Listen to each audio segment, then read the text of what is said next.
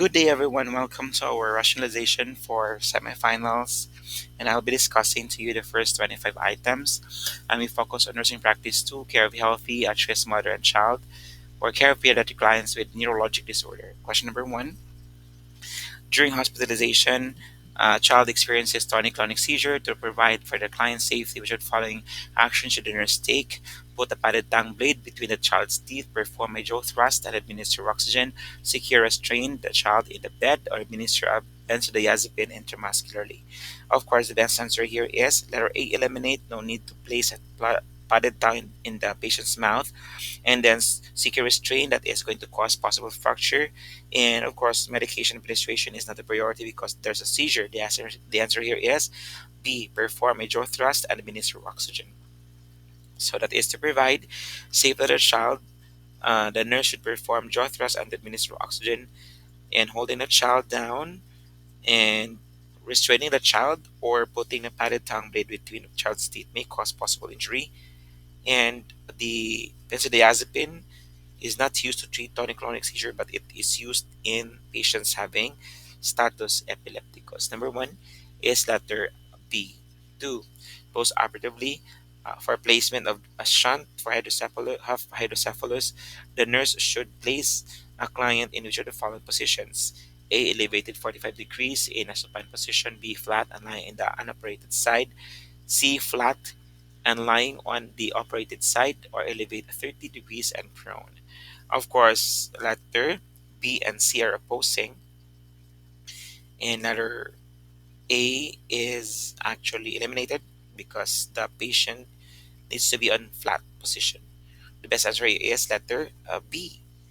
So if the child has actually a shunt revision for hydrocephalus, the patient should be placed on a flat bed and focus on lying on the unoperated side.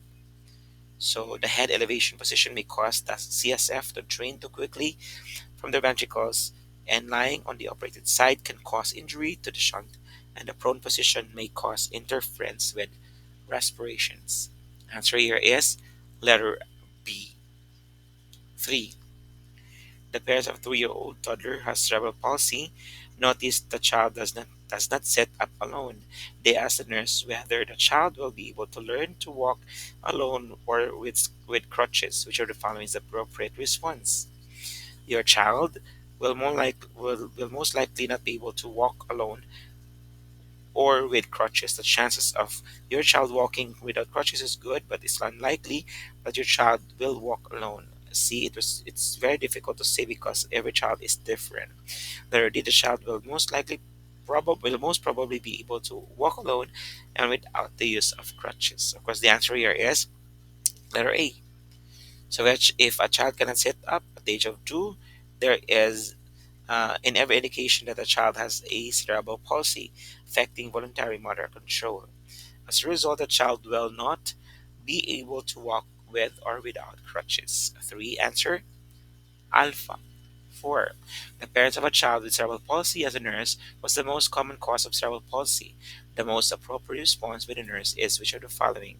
Is it results from the cord gets wrapped around the neck in the birth canal?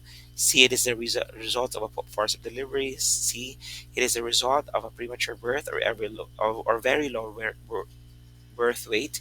Letter D, it is the result of preeclampsia in mother. The answer for number 4 is letter C. So it is a result of a premature birth or very low birth weight. So of course we know that the cord getting wrapped around the patient's neck in the birth canal, a forceps delivery, and preeclampsia in the mother all place a child at risk of cerebral palsy. Children born prematurely or those who have very low birth weights are the most at risk. Answer Charlie. In care for a child with meningitis, it's essential that the nurse evaluate for a positive Brzezinski sign, which would indicate increased intracranial pressure, meningeal irritation, encephalitis, or intravascular hemorrhage. The answer here is B, because we know that there is actually presence of Brzezinski when the legs flex at both hips and knees in response to flexing the head and neck indicates a meningeal irritation. So that is letter B. Next, number 6. A nurse is providing discharge instructions to the parents of a child who suffered a head injury 6 hours ago. Which statement by the parents indicates additional teaching is needed? A. We will call the doctor immediately if vomiting occurs. Letter B. We won't give anything stronger than Tylenol for headache. Letter C. We will provide we will provide for uninterrupted sleep when we get home. Or letter D. We know consider amnesia regarding the eventual injury is expected. What we're looking here is additional teaching. What is wrong here is letter C. So we waking children to check neurological status following a head injury is important, and no matter the time of the day, and if there's presence of vomiting, it actually indicates increase in ICP, requiring further evaluation. A narcotic should be avoided after injury, and amnesia is a head injury. Following head injury is actually not common. The answer for number 6 is letter B. 7. The nurse is assigned to administer bismuth subsalicylate to a 10-year-old child who has Reyes syndrome and is experiencing gastrointestinal clinical manifestations. Should the following as the priority action for the nurse to take: administer prescribed dose of 1 tablet, inform the child and parents that stools will be dark in appearance, instruct the child to chew the tablet thoroughly, or question the physician's order. So the answer here is letter D, because we know that the medication contains aspirin, and there is a suspected link between aspirin and the etiology of Stray syndrome. So it is a priority to question the order for uh, Bismol to be given to this child, and 1 tablet is appropriate for a child 10 years of age. And chewing the tablet and informing the child and the parents that the stool will be dark in appearance are all appropriate interventions in plan of the care for a child taking Pepto-Bismol, but not for a child with Reyes syndrome. 7. The answer. Question the physician's order. 8. The nurse assesses cranial nerve 7 in a pediatric client with the following techniques. A. Gently swab the cornea with a sterile cotton tip applicator. Hold the eyes open and turn the head from side to side. Place the child's head in midline with the head elevated and inject ice water into the ear canal. Then initiate the pharynx or irritate the pharynx with a tongue depressor or cotton swab. The best answer here is letter A, because gently swabbing the cornea with sterile cotton tip applicator assesses the cranial nerve number 7, which evaluates the corneal reflex, and holding the eyes open and turning the head from side to side evaluates cranial nerve 2, including cranial nerve number 4 and 6, and the oculocephalic reflex. And placing the child's head in a midline position with the head elevator prior to injecting the ice water into the ear canal evaluates cranial nerves number 3 and 8, or the oculovestibular reflex. And irritating the pharynx with a tongue repressor or cotton swab evaluates cranial nerves 9 and 10, or the gag reflex. So number 8 is letter A. Let's now have question number 9. With an infant who has anencephaly, the most appropriate intervention is to inform the parents that an abnormal gait with foot weakness or deformity will appear by toddlerhood. B. Assess the infant for cerebrospinal fluid leak at the site of the defect. Letter C. Instruct the parents to notify the physician if difficulties in controlling bowel and bladder functions develop when toilet training is attempted. Or letter D. Monitor the infant for respiratory failure and prepare the parents that death is imminent? The answer here is letter D. Because if there is anencephaly, there is actually an absence of the cranial vault, with the cerebral hemisphere missing or reduced in size. So, although the brainstem may be intact, respiratory failure and death are imminent. The abnormal gait with foot weakness or deformity appears in toddlerhood with spina bifida. And if there's leakage of cerebrospinal fluid, it will actually occur for meningomyelocele. And if there is difficulty in bowel and bladder functions, that is specific for spina bifida occulta. Number 9 is letter D. Number 10. When planning client assignment for the day, which of the following nursing tasks would be appropriate for the registered nurse to assign to an assistive personnel? A. Assess a child for signs of increased intracranial pressure. Explain the procedure for skull X-ray to the parents and child. Document the temperature of a child with bacterial meningitis. Or D. Monitor a child for urinary retention following surgery for spina bifida. The answer here is letter C, because if there is actually uh, that is requiring routine activities.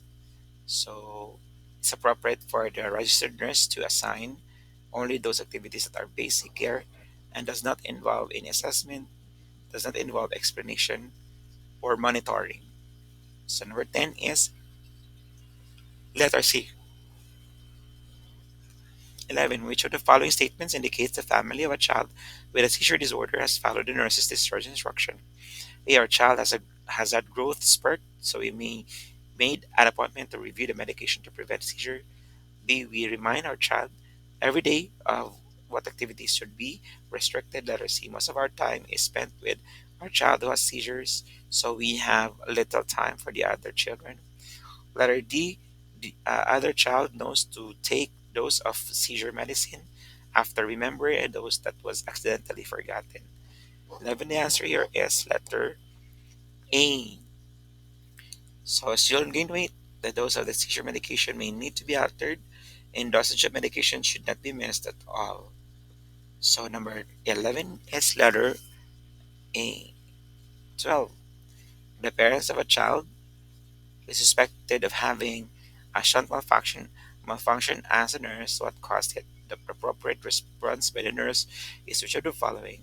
Is it increased flow of cerebrospinal fluid, increased absorption of cerebrospinal fluid, obstructive flow of cerebrospinal fluid, or decreased production of cerebrospinal fluid? The best answer here is letter A, because if there is actually decreased reabsorption, that's actually a common cause of hydrocephalus.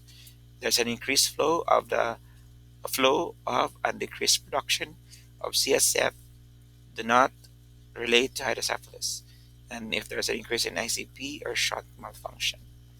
12. Alpha. Let's proceed now to problems with vision and hearing. 13. The mother brings her infant to the clinic for a 9-month well-being checkup. She expresses a concern to the nurse that her infant's soft spot in the front is still palpable. The nurse's response would be on the understanding that anterior fontanelle closes. Answer 12 months to 18 months. That's actually letter B. Letter A is before, letter C is shortly after birth, or letter A is by 6 months. Of course, we know that it is uh, going to close at the age of 12 to 18 months. Number 14. A 5-year-old girl presents for a vision screen using is a screening using a hot HOTV chart is completed with following results of 10:15 right eye, 10:12.5 left eye. Which of the following interventions by the nurse is correct? The answer here is letter C. That is considered passing and no referral is actually required. So if a 5-year-old child is screened using the HOTV chart, should achieve at least 10 or 15 in both eyes without two-line difference. So this is considered a passing test. An HOTV test is the preferred test for children ages 3 to 5 because most children at these ages are unable to read the letters on a Snellen chart, and the recommended testing distance is actually 10 feet. 15. On testing, a 3-year-old boy is found to have a left esotropia. The physician directs the nurse to instruct the parent on patching to treat the strabismus. The nurse should instruct the parent to patch to place the patch on the right eye, the patch on the left eye, patches on both eyes for a short time each day, or the patch on the right and the left alternately throughout the day. Of course, if that is found on the left, you're going to patch the right. So the best answer here is letter A. That is for patients having esotropia. Stronger eye should be patched to decrease the visual stimulation in the weaker eye, thus strengthening the eye muscles. Patching the weaker eye would worsen the problem, and patching both eyes is impractical. The counter for the goals of treatment esotropia or convergent occurs when the eye turns towards the midline. So number 15, the best answer is letter A. 16. In addition to instructing the mother on patching the nurse informs her that it is important that strabismus was recognized before the age of 6 years. This reflects the nurse's understanding that the untreated strabismus may result in myopia, stigmatism, amblyopia, or hyperopia. The answer is letter C, because if there is strabismus, the visual lines of the two eyes does not focus simultaneously on the same object in place because of a lack of muscle coordination, resulting in crossed-eyed appearance. If that is left untreated, it might lead to the eventual loss of vision in the weaker eye and may lead to blindness. The presence of astigmatism, myopia, and hyperopia are disorders that, while significant, are refractory errors and can be corrected with lenses. So the answer for number 16 is letter C, amblyopia. Next, 17. To, to pass pure tone audiometry testing, the nurse understands that a child should be able to hear a frequency of 500 hertz at how many decibels? Decibels. Is it A 30, B 25, C 20, or D 15? So if there is an inability to hear any frequency at 25 decibels, that's considered to be failure. Most children are able to hear frequencies higher than 500 hertz at 20 decibels. So the best answer for number 17 is letter C, 20 decibels. Number 18. An 18-year-old child is to have a tympanogram. The mother asks what that is, which are following statements by the nurse best describes the purpose of tympanometry. It is a diagnostic test that measures tympanic membrane compliance. It's the diagnosis test that's used most effectively in infants under age 6 months. It's diagnostic tests that indicates a degree of hearing loss in a child. It's the diagnosis test that results measures external auditory canal air pressure. So of course we know that tympanometry is actually used to measure the tympanic membrane compliance. It also estimates middle air pressure. It does not indicate the degree of hearing loss, and it also does not. It's not useful in infants under age 6 months because of the hyper compliance of the tympanic membrane. It does not measure external auditory canal air pressure. The answer here is alpha. Next, 19. A 2-year-old boy is sent home from daycare because of red itchy eyes. The nurse notes mucopurulent discharge from both eyes, and the physician treats the boy with antibiotic eye drops. The nurse providing discharge education recognizes a need to repeat instruction when the mother states he cannot turn to daycare for 24 hours after starting the eye drops. He needs to have the eyes regularly, eye drops regularly, so I will have to bring him to the daycare, or we would wash our hands frequently, or I need to clean his eyes from the other outer corner only. So the answer is outer corner inward, letter D. So that should be clean from the inner canthus of the eye downward and outward. This will lessen the potential of indirecting the other eye. In fact, the other eye, it would be appropriate to prevent the child from returning to daycare for 24 hours after the start of medications to prevent spreading infection. It's also necessary to administer antibiotic on a regular basis and wash the hands frequently. 19 is Delta. The nurse evaluates the following laboratory tests and pathogens to cause acute otitis media in children. Is it group A beta hemolytic staphylococcus, coccus, Escherichia coli, Haemophilus influenza, Streptococcus pneumoniae, or Staphylococcus aureus and Pasteurella? So of course, H influenza and H is pneumonia are upper respiratory fat pathogens. This may use this these most often cause otitis media. Group A beta hemolytic streptococcus also an upper respiratory pathogen that it is not implicated in acute otitis media. So daily care attendance is recognized as a risk. 20, letter C. 21. The mother of a 9-month-old infant calls a triage nurse with a concern that her child who has a bad cold might have an ear infection. The nurse, the charge nurse elicits additional history of which of the following can be identified from the health history as a risk factor for the development of otitis media in children. Answer: daycare attendance. Because daycare attendance is recognized as a risk factor in otitis media because of the increased exposure to bacterial pathogens and the likelihood that some of these pathogens may have developed resistance to antibiotic microbial therapy. So 21 is letter A. 22.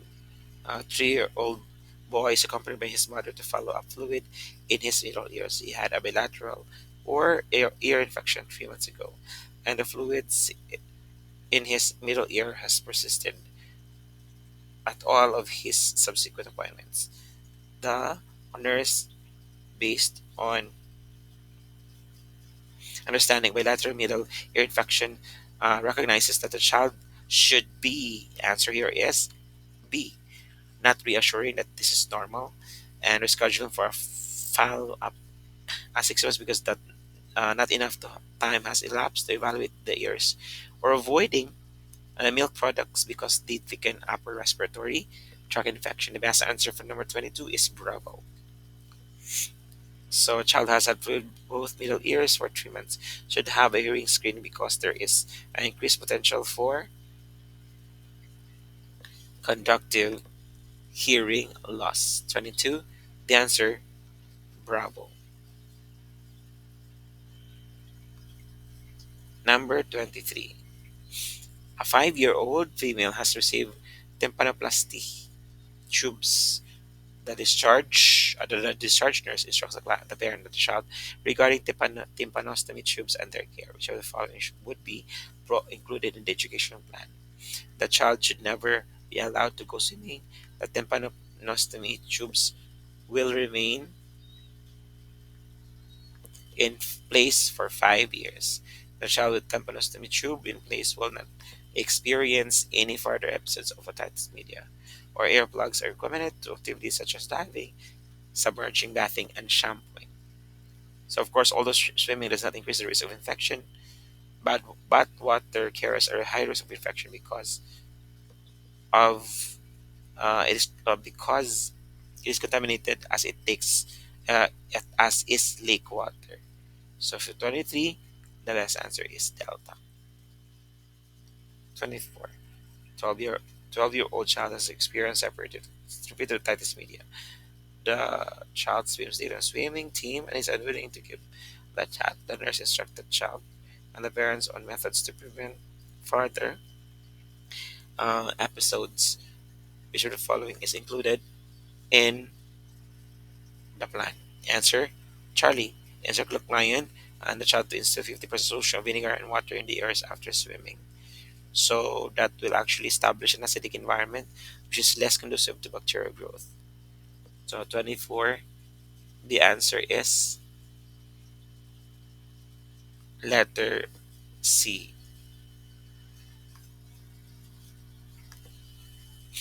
25, 6-year-old child is scheduled for tonsillectomy. The nurse is obtaining preoperative history because of risk associated with this surgery. The nurse should report which of the following to the surgeon. There is a family history of bleeding tendencies. Respiratory infection is denied. The child visited. The child recently visited, or the child does not have a palate. The answer here is alpha. The operative site in the tonsillectomy is highly vascular, so family bleeding tendencies would require additional alertness for this potential problem in this client. 25 is letter A. So that's it. Thank you so much for listening, everyone.